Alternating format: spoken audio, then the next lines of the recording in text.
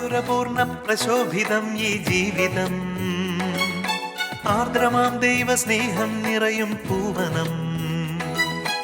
ആതുരപൂർണ്ണ പ്രശോഭിതം ഈ ജീവിതം, ആർദ്രമാം ദൈവസ്നേഹം നിറയും പൂവനം. സ്നേഹദീപനാളമായി വിളങ്ങും ധന്യജീവിതം.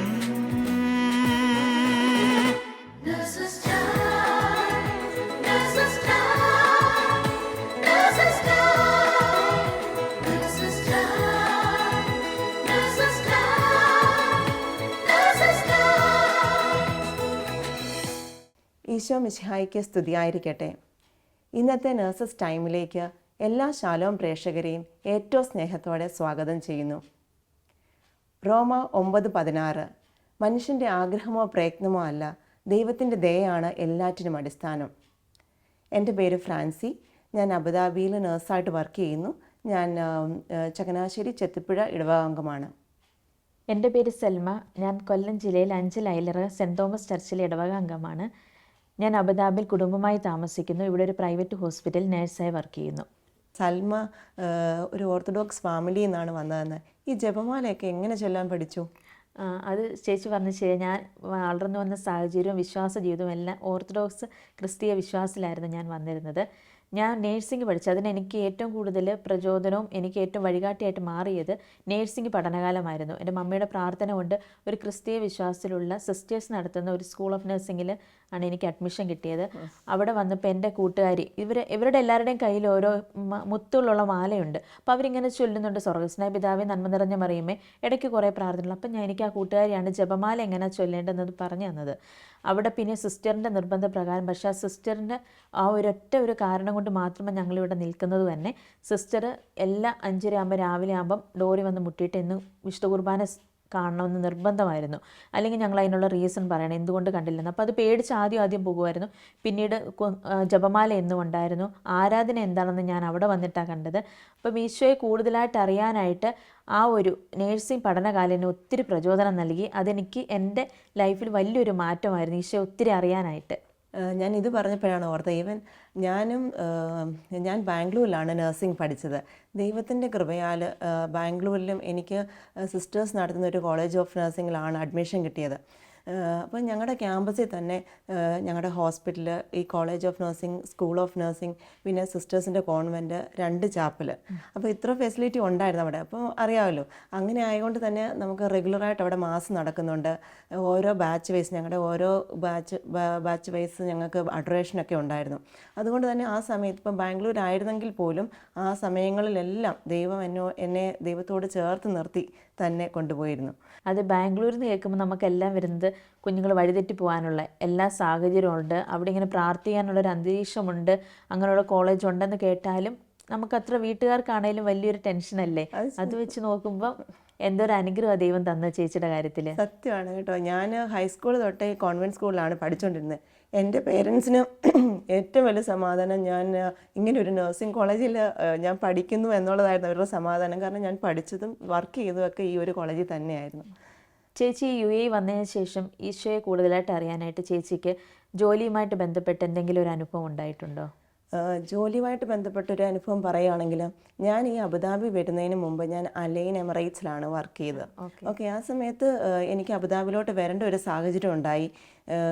പക്ഷെ അതെനിക്ക് വളരെ സ്ട്രെസ്ഫുൾ സിറ്റുവേഷനായിട്ടാണ് എനിക്ക് തോന്നിയത്. കാരണം ഒരു സ്ഥലത്ത് നിന്ന് മറ്റൊരു സ്ഥലത്തേക്ക് പോകുന്നതിൻ്റെ ആ ഒരു ടെൻഷൻ. അവിടെ എന്ന് വെച്ചാൽ നമുക്ക് ചർച്ചും എല്ലാ കാര്യങ്ങളും, ചർച്ച്, സ്കൂളെല്ലാം നമ്മുടെ നിയർ ബൈ ആണ്. ചർച്ചിൽ എനിക്ക് റെഗുലറായിട്ട് പോകാൻ പറ്റിയിരുന്നു. കുഞ്ഞുങ്ങൾ അവിടെ സൺഡേ സ്കൂളിലൊക്കെ പഠിക്കുന്നു. അപ്പം ഇങ്ങോട്ട് മാറണം എന്നുള്ളൊരു ഇത് വന്നപ്പം തന്നെ ഞാൻ ആദ്യം ഓർത്തത്, ഇവിടെ എങ്ങനെ ചർച്ചിൽ പോകാൻ റെഗുലറായിട്ട് പറ്റും. കാരണം ഞാൻ അറിഞ്ഞു ഇവിടെ ആകെ ഒരു ചർച്ച് ഉള്ളെന്നുള്ള കാര്യം മാത്രമാണ് എനിക്ക് അറിയാവുന്നത്. അത് കുറച്ച് ദൂരെയാണ്. പിന്നെ കുഞ്ഞുങ്ങളുടെ അഡ്മിഷൻ. അപ്പോൾ ഈ ഒരു കാര്യം വന്നപ്പം തന്നെ ഞാൻ പങ്കെടുക്കുന്ന എല്ലാ കുർബാനയിലും ഇത് സമർപ്പിച്ച് പ്രാർത്ഥിക്കുമായിരുന്നു. ഞാൻ ആ ഒറ്റ കാര്യം പ്രാർത്ഥിച്ചുള്ളൂ, കർത്താവെ അങ്ങയുടെ ഹിതമാണ് ഇതെങ്കിൽ കർത്താവെ നീ അങ്ങ് ക്രമീകരിച്ച് തരണം. അങ്ങനെ ഞാൻ ആദ്യത്തെ 2 ഹോസ്പിറ്റലിൽ എനിക്ക് ഇൻ്റർവ്യൂ കഴിഞ്ഞ് സെലക്ഷനായി. എന്തൊക്കെയോ കാരണങ്ങൾ കൊണ്ട് ആദ്യത്തെ ഹോസ്പിറ്റലിൽ നിന്ന് ക്യാൻസലായി. രണ്ടാമത്തെ ഹോസ്പിറ്റലിൽ ഹോൾഡായിട്ട് വെച്ചു, പിന്നെ അറിയിക്കാമെന്നുള്ള രീതിയിൽ. പിന്നെ മൂന്നാമത് സെലക്റ്റായ ഹോസ്പിറ്റലിൽ അവർ പറഞ്ഞു ഇതിൻ 10 ഡേയ്സിനുള്ളിൽ വന്ന് ജോയിൻ ചെയ്യണമെന്ന് പറഞ്ഞു. ഇവിടെ വന്ന് ഞാൻ ജോയിൻ ചെയ്ത് കഴിഞ്ഞാണ് നമ്മൾ ഈ നമ്മുടെ കോളേജും നമ്മുടെ സ്കൂളും ചർച്ചും ഒക്കെ അന്വേഷിക്കുന്നത്. അപ്പം ശരിക്കും ആ ദൈവത്തിൻ്റെ കരുണ എനിക്ക് അപ്പം മനസ്സിലായി. കാരണം ഈ ഞാൻ ജോയിൻ ചെയ്യുന്ന ഈ ഹോസ്പിറ്റലിൻ്റെ തൊട്ടടുത്തായിട്ടാണ് ഇവിടെ ഒരു കാത്തീഡ്രൽ ചർച്ച് ഉള്ളത്. അവിടെ തന്നെ ആ ഒരു ക്യാമ്പസിൽ തന്നെ കുഞ്ഞുങ്ങൾക്ക് സ്കൂൾ അഡ്മിഷൻ അവിടെ തന്നെ ഉണ്ട് ഒരു സ്കൂള്. പിന്നെ അതിൻ്റെ അടുത്ത് തന്നെ എനിക്ക് ഒരു അക്കോമഡേഷൻ കിട്ടി. ശരിക്കും ഏശയ്യ 45:2 പറയുന്നത് പോലെ ഞാൻ നിനക്ക് മുമ്പേ പോയി മലകൾ നിരപ്പാക്കുകയും പിച്ചളവാതിലുകൾ തകർക്കുകയും ഇരുമ്പോടാമ്പൽ ഒടിക്കുകയും ചെയ്യും. തീർച്ചയായും ഈ ഒരു വചനം ശരിക്കും അതിൻ്റെ മീനിങ് എനിക്ക് അതോടെ അർത്ഥവത്തായി. അതെനിക്ക് ശരിക്കും മനസ്സിലാക്കി ദൈവം തന്നു. എല്ലാ കാര്യങ്ങളും ദൈവം അത് നമുക്കൊരു റീലൊക്കേഷൻ എന്തെങ്കിലും വരുമ്പം ദൈവമാണത്, ദൈവ ഹിതപ്രകാരമാണെങ്കിൽ അത് കർത്താവ് എല്ലാം സെറ്റായിട്ട് ക്രമീകരിച്ച് തരും. ചേച്ചി ഇത് പറഞ്ഞപ്പോൾ എനിക്ക് ഓർമ്മ വരുന്ന എൻ്റെ ഒരു അനുഭവമാണ്. ഞാൻ യു എ വന്നപ്പം വിസിറ്റിംഗ് വിസയിൽ വന്നു. 3 മാസത്തെ വിസിറ്റിംഗ് വിസയായിരുന്നു ആ സമയത്ത്. 2 മാസമായിട്ടും എങ്ങും ജോലി കിട്ടില്ല. എല്ലാവരും പറയും നേഴ്സുമാർക്ക് പെട്ടെന്ന് ജോലി കിട്ടും, എവിടെ നോക്കിയാലും ഹോസ്പിറ്റലുണ്ട്, നഴ്സുമാരുടെ വേക്കൻസി ഉണ്ട്. പക്ഷേ എനിക്കൊന്നും എങ്ങും കിട്ടിയില്ല. ഞാൻ അങ്ങനെ ദൈവത്തോട് പ്രാർത്ഥിച്ചു, പള്ളിയിൽ പോയിരുന്ന് പ്രാർത്ഥിച്ചു. എന്നിട്ട് ഞാൻ സ്ഥിരമായിട്ട് പറയുന്ന ഒരു വചനം 2 മക്കാബയർ 8:18 പറയുന്നു, അവർ ആയുധങ്ങളിലും സാഹസകൃത്യങ്ങളിലും ആശ്രയിക്കുന്നു. നമുക്കെതിരെ വരുന്ന ശത്രുക്കളെയും ലോകം മുഴുവനെ തന്നെയും അങ്കുലി ചലനം കൊണ്ട് തറപറ്റിക്കാൻ കഴിയുന്ന സർവ്വശക്തനായ ദൈവത്തിലാണ് നമ്മുടെ പ്രത്യാശ. ഈ വചനം ഞാൻ എപ്പോഴും ഇങ്ങനെ ഉരുവിട്ടുകൊണ്ടേ പ്രാർത്ഥിച്ചുകൊണ്ടേ ഇരിക്കുകയാണ്. എൻ്റെ തടസ്സങ്ങൾ മാറാനുള്ള ഏറ്റവും വലിയൊരു ആയുധമായിരുന്നു ഈശോയുടെ. അപ്പോൾ ആ വചനത്തിൻ്റെ ബലത്തിലാണ് എനിക്ക് 2-3 ഇടത്ത് ഇൻ്റർവ്യൂ കോഡ് വന്നു. ഞാൻ ഇൻ്റർവ്യൂ അറ്റൻഡ് ചെയ്തു. അതിലൊരു ഹോസ്പിറ്റൽ എന്ന് പറയുന്നത് എനിക്ക് ഞങ്ങളുടെ വീട്ടിൽ ഇരുന്ന ചർച്ചിനടുത്ത ആ ഹോസ്പിറ്റലിൽ കാണാം. അപ്പം നമുക്ക് ആഗ്രഹം നമ്മുടെ അടുത്ത് കിട്ടാനല്ലേ. അത്യാവശ്യം ശമ്പളമുള്ളതാണ്. ഇൻ്റർവ്യൂ നന്നായിട്ട് ഞാൻ അറ്റൻഡ് ചെയ്യാൻ പറ്റി. പക്ഷേ എനിക്ക് പിന്നീട് അറിയാൻ കഴിഞ്ഞാൽ എനിക്ക് മാത്രം അവിടെ കിട്ടിയില്ല. ഞാൻ കോൺടാക്ട് ചെയ്ത് എൻ്റെ കൂടെ ഇൻ്റർവ്യൂ അറ്റൻഡ് ചെയ്തവരെ വെച്ച് നോക്കുമ്പോൾ എനിക്കത് കിട്ടിയില്ല. എനിക്ക് ഭയങ്കര വിഷമമായി. ഞാൻ പള്ളിയിൽ പോയിരിക്കുമ്പോഴെല്ലാം ഇങ്ങനെ പ്രാർത്ഥിച്ചു ചോദിക്കുക എന്തുകൊണ്ട് എനിക്ക് കിട്ടിയില്ല. അത് കഴിഞ്ഞു എനിക്ക് വേറെ ഹോസ്പിറ്റലിൽ ദൈവം സഹായിച്ച് കിട്ടി, നല്ലൊരു ഹോസ്പിറ്റലിൽ തന്നെ കിട്ടി. പക്ഷേ എൻ്റെ മനസ്സിൽ ഈ ഒരു ചോദ്യം കിടന്നു, 6 മാസമാണോ 1 വർഷമാണോ? അത് കഴിഞ്ഞപ്പോൾ എൻ്റെ ഒരു കൂട്ടുകാരി വഴി ഞാനിങ്ങനെ കേൾക്കാനിടയായി എന്തോ കാരണങ്ങളാൽ ആ ഹോസ്പിറ്റൽ പൂട്ടേണ്ടതായിട്ട് വന്നു. അത് കേട്ടതും എൻ്റെ മനസ്സിൽ പെട്ടെന്ന് സ്ട്രൈക്ക്, നിനക്കുള്ള ചോദ്യത്തിനുള്ള ഉത്തരം തമ്പുരാൻ തന്നില്ലേ, നിൻ്റെ ചോദ്യത്തിനുള്ള ഉത്തരം ഇതല്ലേ. അപ്പം നമുക്ക് മുന്നേ തമ്പുരാൻ എല്ലാം ക്രമപ്പെടുത്തുന്നുള്ളതാണ്. നമ്മുടെ ഇഷ്ടമോ ഒന്നുമല്ല നമ്മൾ വിചാരിക്കും ഒരാൾക്ക് നല്ലത് നമുക്ക് നല്ലതാണ്, പക്ഷെ ഒരിക്കലും അല്ല. അയാളുടെ നല്ലതല്ല നമ്മളുടെ. നമുക്ക് ഏതാണോ നല്ലത് കൃത്യസമയത്ത് ദൈവം തരും. എനിക്ക് നിന്നെക്കുറിച്ചൊരു പദ്ധതിയുണ്ട്, അത് നിൻ്റെ നാശത്തിനുള്ളതല്ല, നിൻ്റെ ക്ഷേമത്തിനുള്ളതാണെന്ന് തിരുവചനത്തിൽ പറയുന്നുണ്ട്. ശരിക്കും ആ ഒരു വചനത്തിൻ്റെ ശക്തി, ആ വചനത്തിൻ്റെ അർത്ഥം ശരിക്കും എനിക്കത് മനസ്സിലാക്കി തന്നെ ചേച്ചി. ഇത് കൂടാതെ സെൽമയ്ക്ക് പേഴ്സണലായിട്ട് ദൈവത്തെ അനുഭവിച്ചറിയാനുള്ള എന്തെങ്കിലും അനുഭവങ്ങളുണ്ടോ? അതെ, എൻ്റെ വ്യക്തിപരമായ കാര്യം പറയുകയാണെങ്കിൽ എനിക്കൊരു രോഗസൗഖ്യം കിട്ടിയായിരുന്നു. ഞാനിപ്പം ജോലി ചെയ്യുന്ന ഹോസ്പിറ്റലിലാണെങ്കിൽ ലോങ് ടൈം കംപ്ലീറ്റ് ബെഡ് റിഡനായിട്ട് കിടക്കുന്ന, കംപ്ലീറ്റ് കിടക്കയിലായി വെന്റിലേറ്ററിൻ്റെ സഹായം മാത്രം ആശ്രയിച്ച് കഴിയുന്ന രോഗികൾ. അപ്പം നമ്മൾ അവരെ പൊസിഷൻ ചെയ്യാനും എല്ലാ കാര്യങ്ങളും ചെയ്യണം. അപ്പം നമുക്ക് ഹെൽത്ത് ഉണ്ടെങ്കിലേ അവരെ തിരിക്കാനോ എല്ലാം പറ്റത്തുള്ളൂ. ഞാൻ 2-3 പ്രാവശ്യം പല സമയത്തായിട്ട് വീട്ടിൽ വെച്ചും ഹോസ്പിറ്റലിൽ വെച്ചൊക്കെ വീണിട്ടുണ്ട്. വീഴുമ്പോൾ എല്ലാം മുട്ടിടിച്ചായിരുന്നു വീഴുന്നത്. അങ്ങനെ 3-ാമത്തെ പ്രാവശ്യം ഞാൻ വീണപ്പം എനിക്ക് ഒട്ടും നടക്കാൻ പറ്റുന്നില്ല. വലത് കാലിൻ്റെ സ്വാധീനം ശരിക്കും നഷ്ടപ്പെട്ട ഒരവസ്ഥയായിരുന്നു. എനിക്ക് സ്റ്റെപ്പ് കയറാനും എല്ലാം ഞാൻ ഇടത് കാലിന് മാത്രം ഫുള്ള് സപ്പോർട്ട് ചെയ്യും, വലത് കാല് ചുമ്മാ ലൈറ്റായിട്ട് ഇങ്ങനെ വിടും, അങ്ങനെയായിരുന്നു.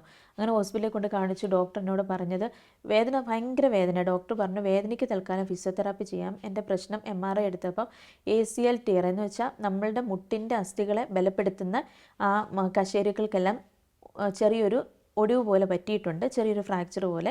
അപ്പം ഇപ്പം തൽക്കാലമുള്ളൊരു ഫിസിയോതെറാപ്പി ചെയ്യാൻ, വേദന കുറഞ്ഞില്ലെങ്കിൽ സർജറി അല്ലാതെ ഒരു ഇതില്ല. അപ്പം ഞാൻ തമ്പുരാനോട് പ്രാർത്ഥിച്ചു, ദൈവമേ സൗഖ്യം നൽകുന്നത് കർത്താവാണ്. ആ ഒരു വചനം എപ്പോഴും ഞാൻ പറഞ്ഞുകൊണ്ട് കിടന്നു. അങ്ങനെ ഫിസിയോതെറാപ്പി സ്റ്റാർട്ട് ചെയ്തു.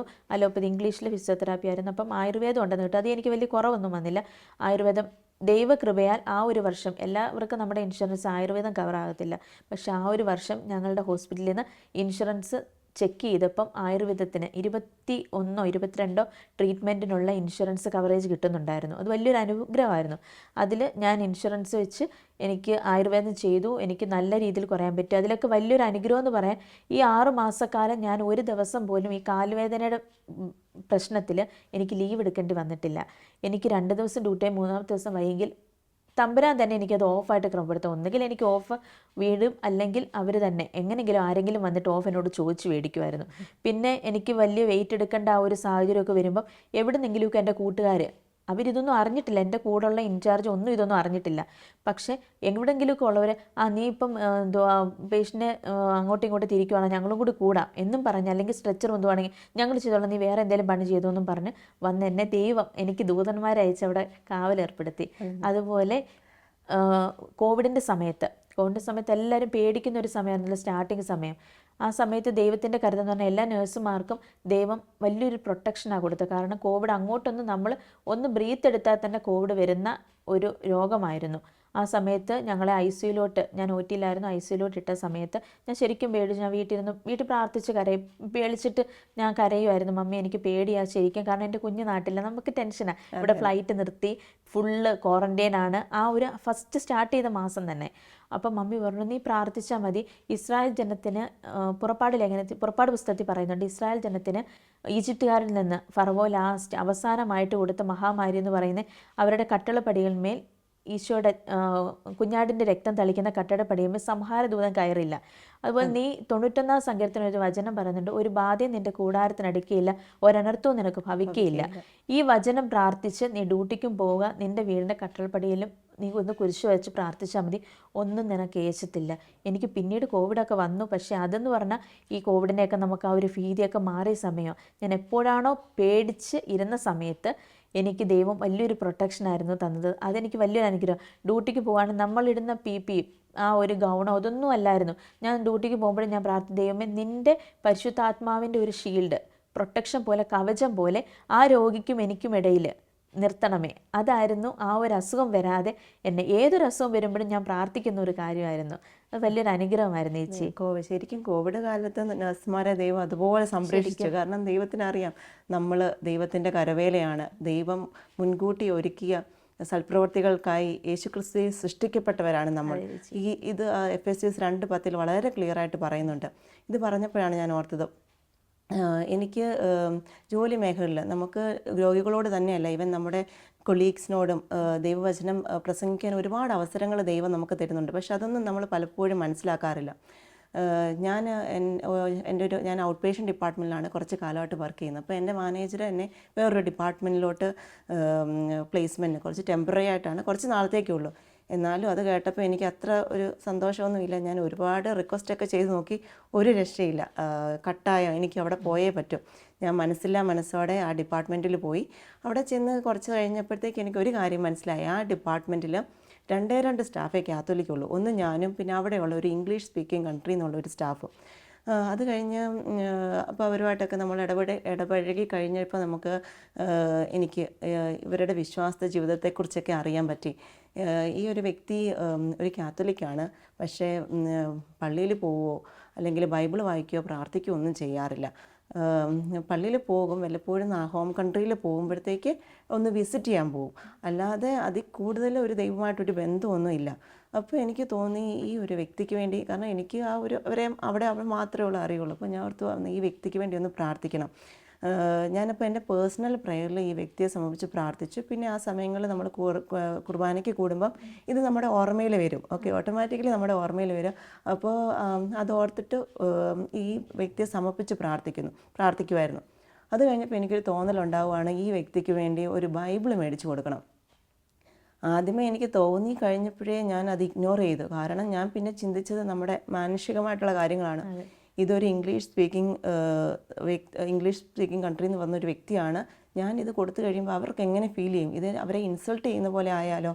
പിന്നെ ഇനിയിപ്പോൾ ഞാൻ ഇത് കൊടുത്തു കഴിഞ്ഞാൽ എന്തെങ്കിലും ഇഷ്യൂസ് വന്നാലും, അതും ഇവിടെ ഒരു അറബ് കൺട്രിയിൽ നമ്മൾ വർക്ക് ചെയ്യുമ്പം അങ്ങനെയുള്ള ഇഷ്യൂ വന്നാലോ? അതായിരുന്നു എൻ്റെ ഒരു ടെൻഷൻ.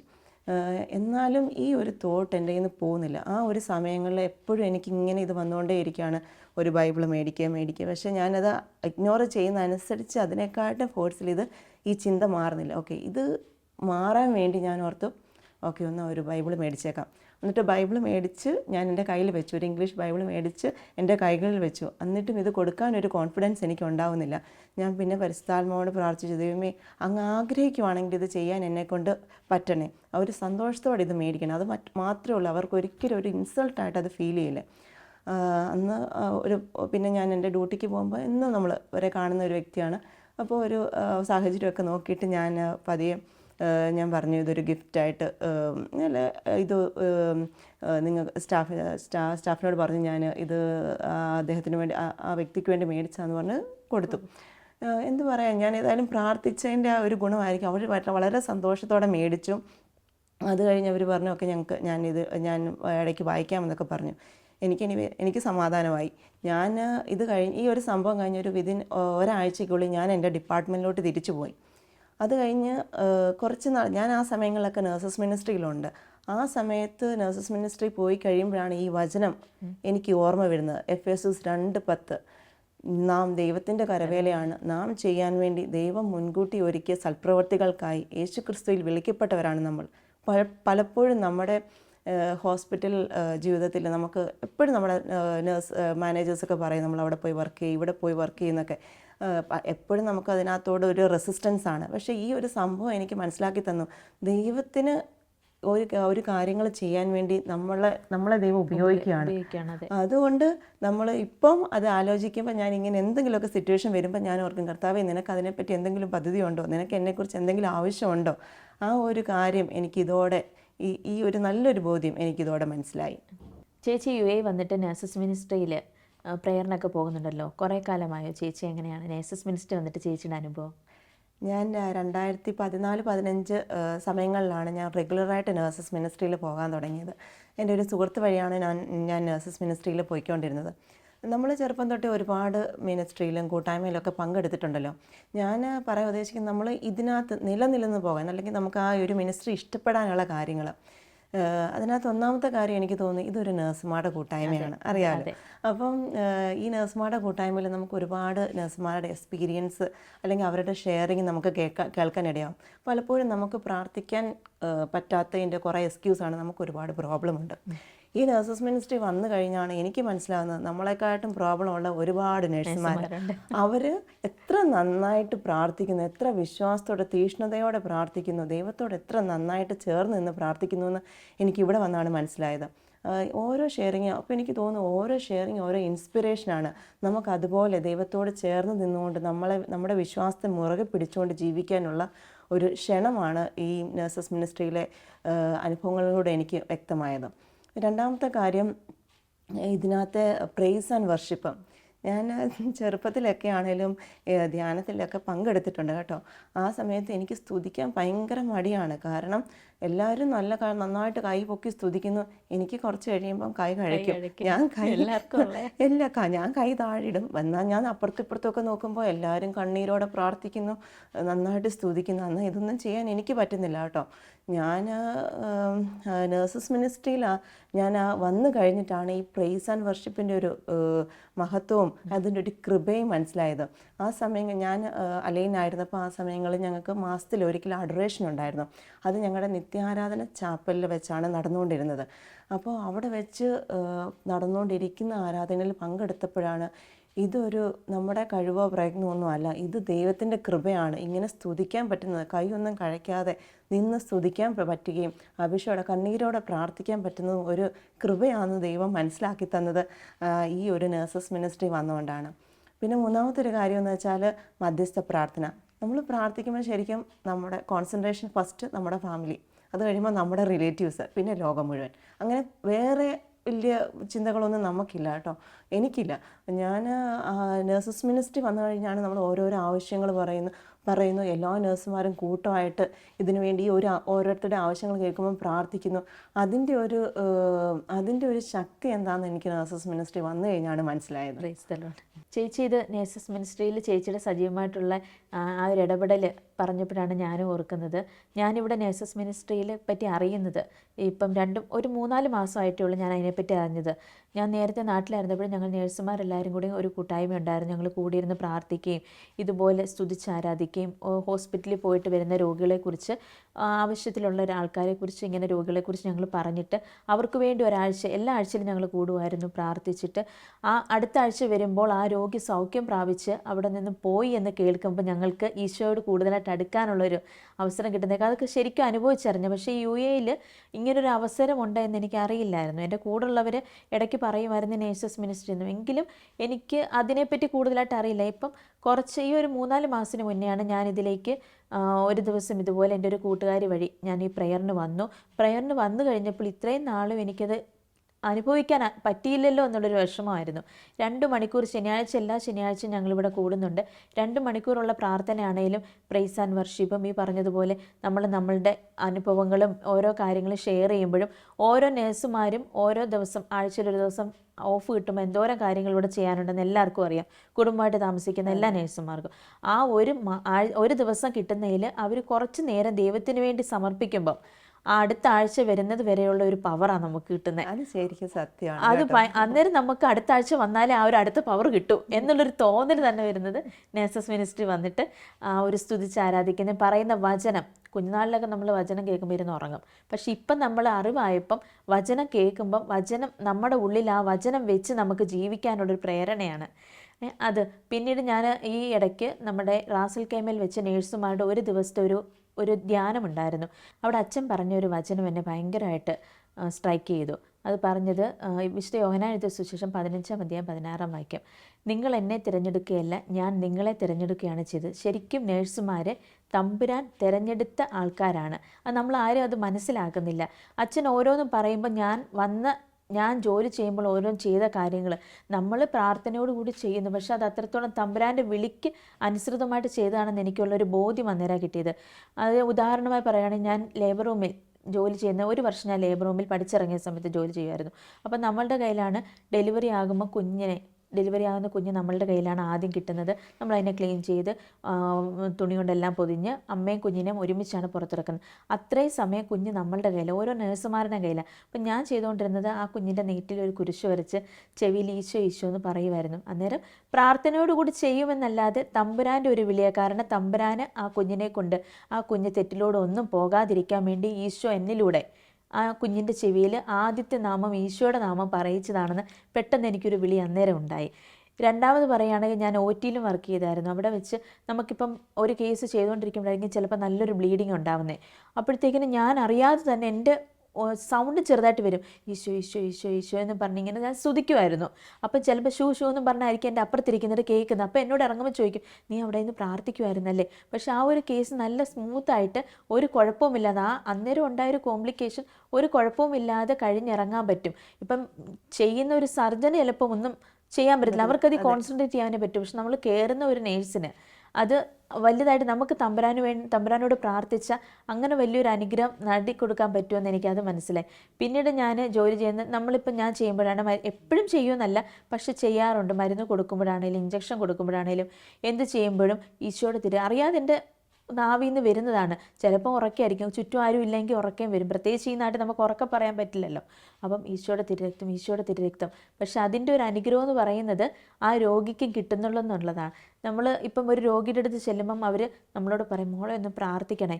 അപ്പം നമ്മൾ പറയും, ഞാൻ പ്രാർത്ഥിക്കാം അമ്മയെന്ന് പറഞ്ഞിട്ട് നമ്മൾ ചിലപ്പോൾ ഓർക്കും, ചിലപ്പോൾ ഓർക്കില്ലായിരിക്കും. പക്ഷെ അവരുടെ മനസ്സിൽ അതുണ്ടാക്കുന്ന ഒരു അനുഭൂതി, അവർക്ക് ആ സിസ്റ്ററും പ്രാർത്ഥിച്ചുകൊണ്ട് ചെയ്യുമല്ലോ.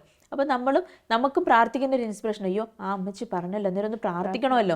അപ്പോൾ നമ്മൾ പ്രാർത്ഥിക്കാൻ ഡൗൺ ആയിട്ട് ഇരിക്കുവാണെങ്കിൽ ആ അമ്മച്ചിക്ക് വേണ്ടിയിട്ട് അല്ലെങ്കിൽ ആ ഒരു രോഗിക്ക് വേണ്ടിയിട്ട് ആ കൂടെ നിൽക്കുന്നവർക്ക് വേണ്ടിയിട്ട് നമ്മൾ അറിയാതെ പ്രാർത്ഥിച്ചു. അപ്പം നമുക്കൊരു അനുഗ്രഹം കിട്ടുക. നമ്മൾ ഡൗൺ ആയിട്ടിരുന്ന സമയത്ത് ആ ഒരു വ്യക്തിയിലൂടെ നമുക്ക് പ്രാർത്ഥിക്കാനുള്ളൊരു ഇൻസ്പിറേഷൻ ഉണ്ടാവുക.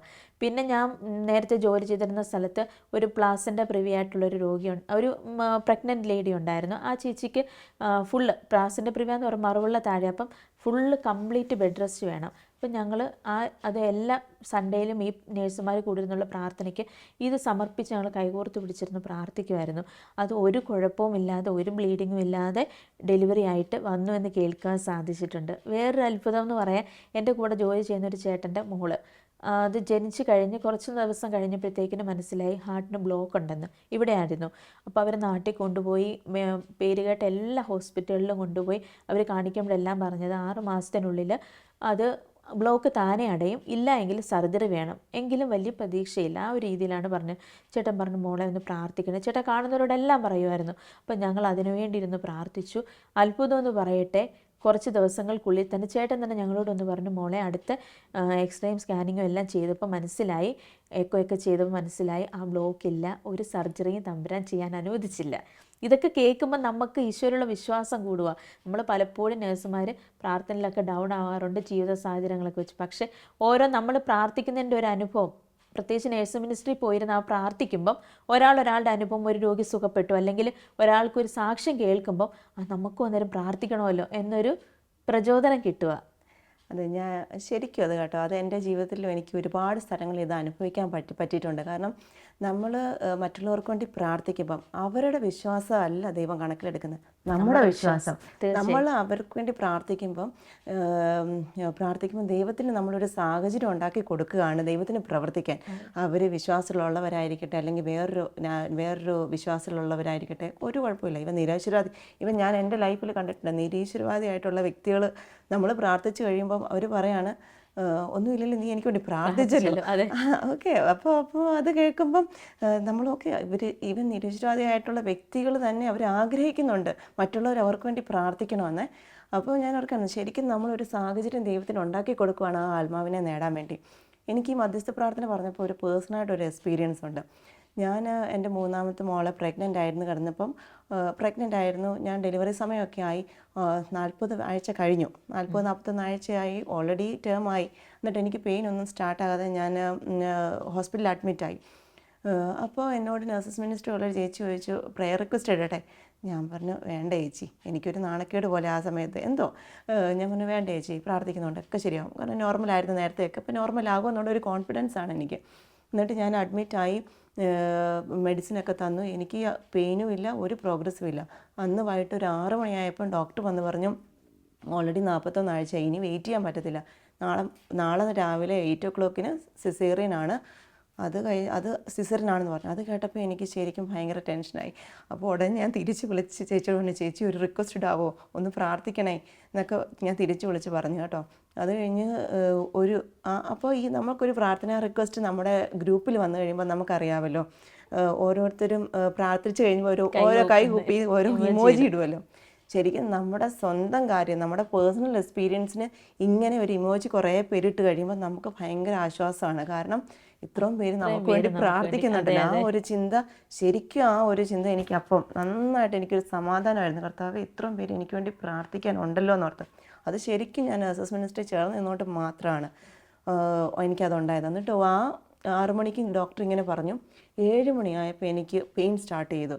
വിതിൻ 3 hours 10 o'clock ആയപ്പം എൻ്റെ കുഞ്ഞിനെ എനിക്ക് കിട്ടി. ഒരു കുഴപ്പം, ഒരു കോംപ്ലിക്കേഷനും ഇല്ലാതെ ദൈവം എനിക്ക് തന്നു. അപ്പോൾ ഈ ഒരു അനുഭവത്തോടെയാണ് എനിക്ക് കൂട്ടായ്മയിലുള്ള പ്രാർത്ഥനയും കൂട്ടായ്മയോട് ചേർന്ന് നിൽക്കുന്നതിൻ്റെ ശക്തി എന്താണെന്ന് ദൈവം മനസ്സിലാക്കി തന്നത്.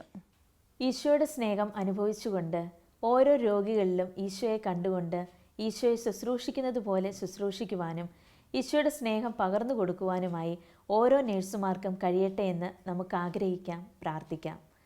അതിനുള്ള കൃപയ്ക്കായി ലോകമെമ്പാടുമുള്ള എല്ലാ നേഴ്സുമാരെയും അവരുടെ കുടുംബാംഗങ്ങളെയും പരിശുദ്ധ അമ്മയുടെ വിമല ഹൃദയം വഴി ഈശോയ്ക്ക് സമർപ്പിച്ചുകൊണ്ട് നമുക്ക് പ്രാർത്ഥിക്കാം. ഓരോ നേഴ്സും ഒരു വിശുദ്ധനാകട്ടെ, ഒരു വിശുദ്ധയാകട്ടെ. ദൈവമാതാവും ഞങ്ങളുടെ അമ്മയുമായ കന്യകാമറിയമേ, ഫാത്തിമാനാഥേ, എൻ്റെ കുടുംബത്തെയും തിരുസഭയെയും മാനവകുലത്തെയും ലോകമെമ്പാടുമുള്ള നേഴ്സുമാരെയും അങ്ങേ വിമല ഹൃദയത്തിന് പ്രതിഷ്ഠിക്കുന്നു. അങ്ങേ ശക്തിയുള്ള സംരക്ഷണത്തിൽ ഞങ്ങളെ കാത്തുകൊള്ളണമേ. ആത്മീയവും ശാരീരികവുമായ സകല അപകടങ്ങളിലും ക്ലേശങ്ങളിലും നിന്ന് ഞങ്ങളെ രക്ഷിച്ചു കൊള്ളണമേ. എല്ലാറ്റിലും ദൈവേഷ്ടം കണ്ടെത്തി നിറവേറ്റുവാനും യേശുവിൻ്റെ തിരുഹൃദയത്തിന് പ്രീതികരമായ വിധത്തിൽ ജീവിച്ച് സ്വർഗഭാഗ്യത്തിൽ എത്തിച്ചേരുവാനും കാരുണ്യനാഥേ, ഞങ്ങളുടെ സ്നേഹമുള്ള അമ്മേ, ഞങ്ങളെ സഹായിക്കണമേ. ആമേൻ.